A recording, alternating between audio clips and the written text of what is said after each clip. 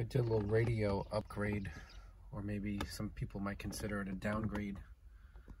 But there was this aftermarket Pioneer radio in here with like one knob on it, and I could not figure out how to get it to work, and I didn't even really care to. So this radio I didn't even know if it worked, but I plugged it in and it works.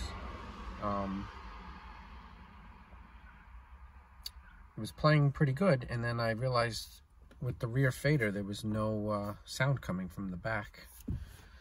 So then I took off the speaker cover, and what do you know? No speakers. So that would explain that. So I got to get some rear speakers.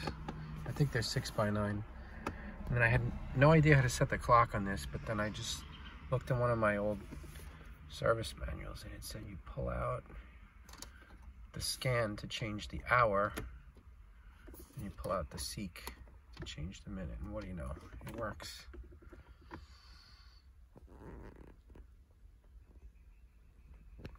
I was missing the little side brackets, and I found these brackets that I must have made at some point. I don't know for what, but they don't really quite fit so great, so I'm gonna have to trim it or redo it, figure something out to get this thing screwed in properly. But at least I have a working radio.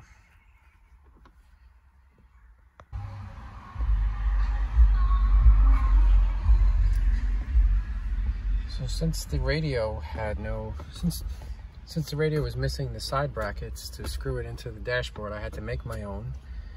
These little brackets here look quick and easy, but probably spent about 2 hours making them, remaking them, drilling them, re-drilling them until I finally got them to fit. So now the radio's in. This plate's gonna go here. I got my new used console from eBay, since this one's cracked up on both sides.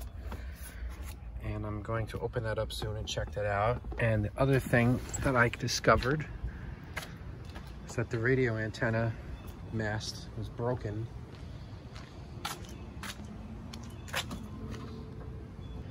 The stud that comes out of this is a fixed mast style, not power. The stud that was coming out had cracked off inside of the bezel. So took the bezel off, and for now I was able to screw the antenna on the remaining little bit of stud that's left on here, but I'm going to be looking for a new antenna mast, which looks like a real treat to change because there's no way to get to it from in here. So I'm assuming you take this off and you get in through that way, but I'm sure it's no picnic. But at least I should have a working radio now with front speakers. Still got to get some rear speakers.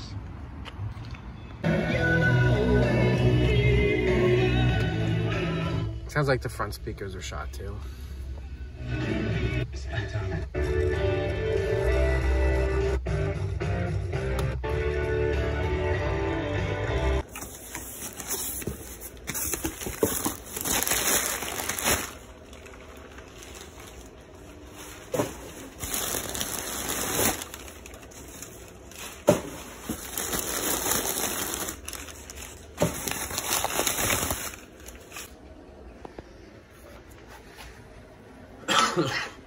Never seen so much newspaper packed into one box. But I guess it was good packing. Everything looks like it arrived in one piece. A little dirty, but it should clean up, hopefully. Not cracked. 3 holes like I need.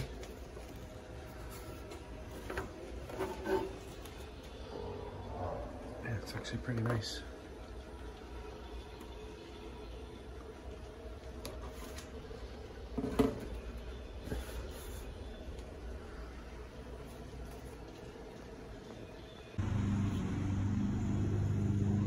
Found these 6x9 replacement speakers on eBay.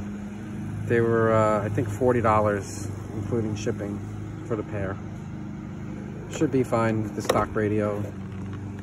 Nothing fancy. Just need some music.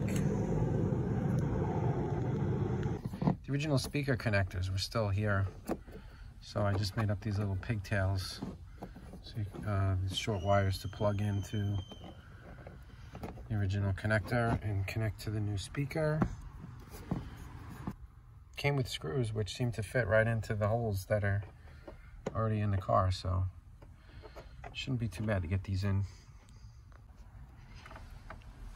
And driver's side is done. And passenger side done. Let's test it out.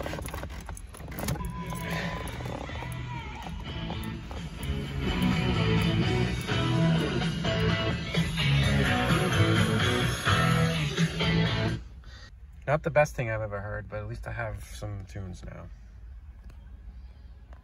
So now I'm changing out the console top because it's cracked over here and over here. And I got a new top, and this shifter ball is a little tricky to remove. So turns out you have to first take out the button that's in the center of the shifter, and it's just wedged in there, and I was trying to pull it, and I couldn't really get a grip on it because there's not much to grab. So I found this piece of metal, and I was able to get in there and get around and kind of work it out. And now there's a snap ring down in here. I don't know if this will focus, but the ends of a snap ring down there, so I have to get my snap ring pliers and see if I can even get in there, and that should release the ball. The snap ring pliers that I have are not long enough to reach down into this narrow little spot, so I ended up using a screwdriver to pry apart the ends of the snap ring, and then I used a pick to lift it up. So it looks like we're off now.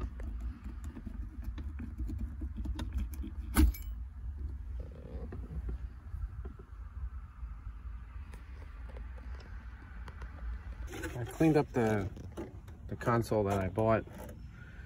It's in about the same condition as the one that was in the car, except it's not all cracked up. It's just kind of fair condition. The button here in the middle for the hatch release had the tabs all broken and it was loose. So I put some double-sided tape on the back. Hopefully that will hold it in place. And now I'm just going to start putting the new one in.